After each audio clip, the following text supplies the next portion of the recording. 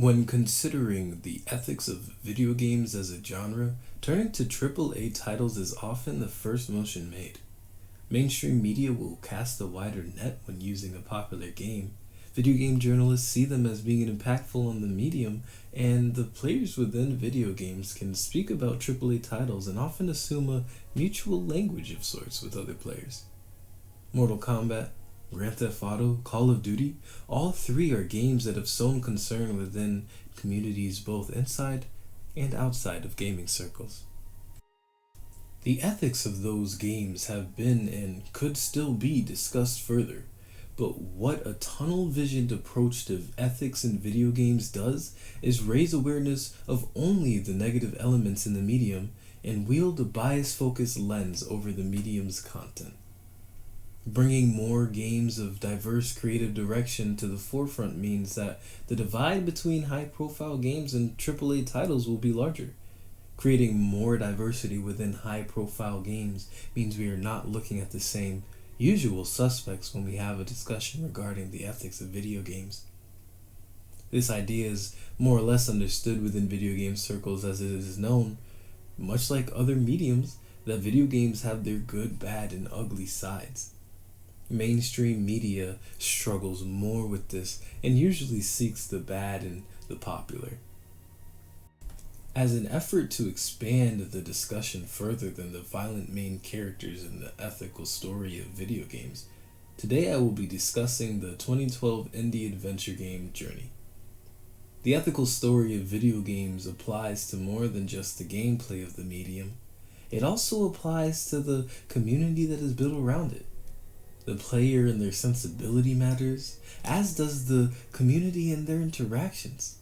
A video game about having a harmless snowball fight can still have ethical concerns if it is released with bugs or there were ill-mannered occurrences during development behind the scenes. As such, Journey's development and gameplay will be discussed within this analysis. The developers, that game company, responsible for Journey, have a history of creating simplistic, sonically driven experiences. Their website describes themselves as a game studio dedicated to creating timeless, interactive entertainment that inspires human connection worldwide. A commendable mission statement that has brought to fruition Journey, Flow, and Flower, three games that many would say definitely fit those goals. The company brought an idealist mindset to a medium rife with a gameplay overall mentality and found that they were wanted. Journey, as I will dissect later, is a video game that fosters virtue within the player, and the mission statement of that game company shows that they wish for this outcome when they create their games. This is further backed by an interview with Jenova Chen, creative director of Journey, where Chen states that people don't have much time to waste, so they want relevance. Whether it's emotional relevance, like experiencing joy or sadness, or intellectual relevance, or social relevance. They want people to enjoy something that has relevance to them, and there is social and emotional relevance within Journey. So congratulations, that game company. You have succeeded in completing the virtuous mission of bringing forth video games that emphasize emotion and hold relevance for the audience. This is an ethical beginning for the company. Let us check the end then. Oh? I wouldn't say that the development of Journey was a successful example of game development. We bankrupted the company. Jenova-chan. It seems we must inspect the second act then. Robin Hunicke, a former employee of that game company, spoke about some issues that occurred during the development of Journey. Hunicke spoke about how there was a lot of anxiety working on the project that made people really hard on one another. This anxiety and headbutting development was exacerbated by the culture war, as Hunicke called it, that was present in the workplace. Two different mindsets met within that workplace. those that needed to work on the project at all times to progress, and those that needed to break from the stressful project. The project was wrought with miss and non-communication. That game company had to delay the game by 2 years, and in the end only released it on one platform, PlayStation, limiting the possible commercial success that could have been achieved with the game that was beloved by the gaming community that was able to get their hands on it. Another issue that Hinoki attributes to poor development of Journey was the greed of the development team.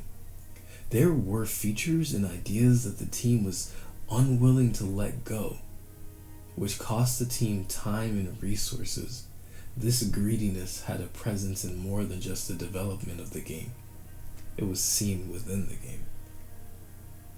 The development of that game company showed the team that their idealism was costly and that there is need for efficiency within the team. They fell for vices during their effort to expand virtues. This unethical middle opens for the conclusion of our journey's tale. In the video game Journey, you play an undefined humanoid being with an undescribed ability to glide, exploring a wasteland of an undisclosed civilization. Scratch that. In the video game Journey, you play an undefined humanoid being with an ability to fly, learning about and further progressing through the ruins of a civilization that was lost to a civil war over a valuable resource. During your exploration, you are met with sentient beings that both help or hinder your progression. From the beginning of the game, no words are shared with the player save for the text given to you on the main menu. You, however, know what your end goal is: the mountain peak in the distance. Journey is a game that gives you nothing with one hand, and with the other hand gives you just the right amount. For the passive player, one that plays the game simply to complete it, you are solving simple puzzles and moving forward until you beat the game. The game can keep that player content. Gameplay, though minimalistic, is present and feels good. As the undefined cloth-clad being, you walk and glide to objectives, collecting resources to make your flight last longer. You can experience the game as a reflection of the actions the designers and developers wanted you to experience. But as Miguel Sicart wrote in his book, The Ethics of Computer Games, a player is an ethical subject that has the capacity to reflect on the meaning of her actions and of her values within the game. Journey caters more to the player that seeks to foster and reflect their values within the game. Knowing that the mountain peak in the distance is your goal sets the stage for this experience. Journey allows you to explore. Be curious. There's nothing wrong with a little curiosity. In fact, snooping around can help you find some of the resources that expand your gliding ability. Journey, however, disallows the player from losing themselves. There is a point in which the game pushes the player back, letting them know this is not the way. Here we see the tempering of action to create virtue. Be open-minded, be inquisitive, explore. Exploring helps you more than sticking to a single path in this game. You gain more by abandoning narrow-mindedness, indifference, neglect, but you gain nothing by indulging in straying far from your path. When you are met with the flying serpent structures that are found in the 5th chapter of the game, they will tear your scarf, the source of your ability to glide. In these encounters, mistaking self-preservation for cowardice can lead you to being rash. Hiding is your best way to circumvent these entities. These serpent structures cannot push you to the game over screen and thusly make a perfect encounter for players to understand the weight of the situation without making people feel as though they lose. Virtue ethics are not the only present ethical voice within Journey. Journey also fosters the ethics of care. As described by John Murphy and Jose Zagal in their paper, video games and the ethics of care. The ethics of care differ from traditional moral theory in that there is a greater focus on person, partial, and emotional experience. Within care ethics, interpersonal relationships are important motivators for moral considerations. When playing this game, the relationship between my cloth-lined avatar and the cloth-made floating creatures informed my decision on some of the actions I made.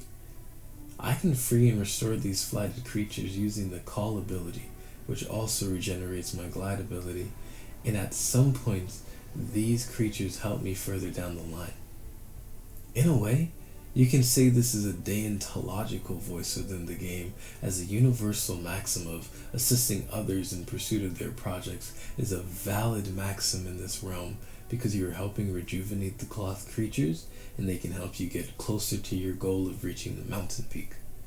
Their helping hand completes the universal maxim and keeps the cycle going, but the deontological voice pales in comparison to the voice of care. As is cited by Murphy and Zegal in their 2011 paper, Noddings, 2008, argues that we all have fond early memories of experiencing care, both in being cared for and caring for others. This creates a natural need to care for and be cared for. When I met the cloth folk and saw that they were leading me to help more of their kind, my thought was not that I needed to help them so that they may help me. What drove my decision to help the entities was that I saw they needed help and I wanted to help them. No number of universal maxims or happiness maximization or vice avoidance would be necessary in the consideration of how I should have acted in that situation, because I saw a being in distress and saw that it was necessary for me to act.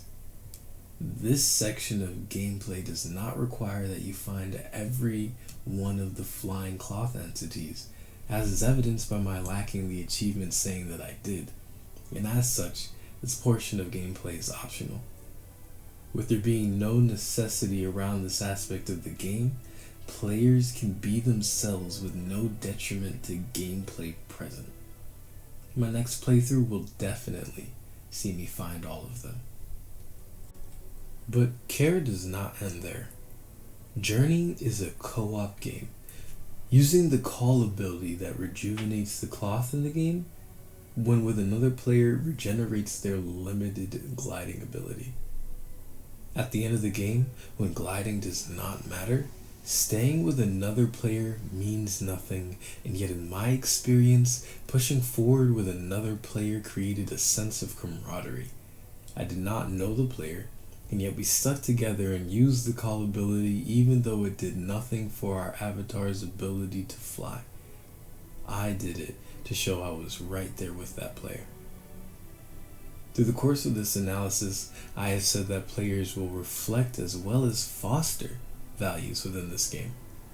I believe that this game is more than just a place to reflect yourself in, because this game is available and promoted for play for the immature player. The mature player is one that is already morally grown and has a foundation of personal ethics. The mature player will be able to reflect their values, but the immature player can foster and create values in this sandbox. The immature player that encounters the flying cloth entities can search their feelings and find how they will implement care ethics into their life. When they confront the serpent-like structures, they can freely experiment around with how to approach the encounter, fostering virtues and showing the fault of vices. When the immature player finds that other player, they can experience what camaraderie can do within a game format for them and how it may apply outside of the game world. The immature player benefits from this game just as the mature player can. An ethical concept within the story of this game that both immature and mature players alike can understand is the concept of greed. The story within Journey is told through finding shrines throughout levels and meditating at the end of levels. Through this learning experience, I find and interpret wall carvings as telling the tale of a civilization that found a use for the cloth that helped their civilization thrive, until they became so dependent on the empowered cloth that they sought to deprive others of it. This greed, which I hinted at when referring to the greed of the game designers during the development chapter, is similar to the greed they displayed. They wanted to bring more to the table, but not bring more people to help bring their ideas to light. Within the game world, the humanoids clad in cloth wanted more of the empowered cloth to help their civilization flourish, but wanted to remove other people from reaping that benefit. I do not know whether this was an intentional implementation, but it displays the consequences of the people falling apart and warring over resources as destroying their civilization. This ethical storytelling, video game content not directly impacted by player actions, may speak more to the immature player who is less aware of the logical continuity of greed than a mature player, but it is not a negative feature for mature players to view. There is more to the ethics of Journey than its visuals, however. As stated near the beginning of this video, that game company creates sonically driven experiences. I could sit down and listen to the soundtracks of Journey all day and it would never get old, but what does it do for the ethics of the game? Well, every game needs a stage, and every game needs an interactive party. The soundtrack of Journey is as much the stage as the visuals present in the game. The emotions that are evoked in the players can influence how they feel throughout the experience, and their state of being can influence their action. In the underground stage of Journey, the eeriness of the music may bring enough caution to the player to inhibit their exploration, though it does not prohibit it. In the scenes with the flying cloth entities, the focus of the sound design from music to environment, or simply focus of expansive sound within the music, helps promote the exploration of your surroundings. This is the power of the ethics of the music of Journey. It does not tell, but it does influence. And the player's actions can be impacted by this influence, but it does not need to be. Ethical consideration, something that the player can decide on their own, but has factors that influence the final decision. In the video game Journey, you can find a world or ignore it. You can act virtuous or succumb to vice. You can create a relationship with NPCs or help the few needed to help your story forward. To me, Journey is the game where you play an avatar of oneself with the ability to fly, exploring a world that could very well be ours if we let it fall to petty materialism. You see the beauty of nature in the cloth entities you meet, and the savagery of humanity in the fallen civilization you walk upon. You see the beauty of humanity in the relationships and the savagery of nature through the harsh elements pushing you back. Journey is a game that you walk through to learn of the world around you, and when you miss out on opportunities, you explore the game again. Journey is the story of people presented in an unhuman-like manner through a replayable expedition. And so, the third act of this ethical story comes to a close. That game company, in creating Journey, has created a game that holds many different ethical voices. A deontological voice, a virtue ethics voice, an ethics of care voice. Journey is not just for those voices either. And besides the player, Journey has been created for the developers. The reflection that the developers now have because of their journey in creating this game has helped create a better future for companies that want to create art as games, as opposed to just games as games. Because now they can see that it's possible to make a game like this, like Journey. All they have to do is know how to create a better process on the back end. And so closes our journey for today. Thank you.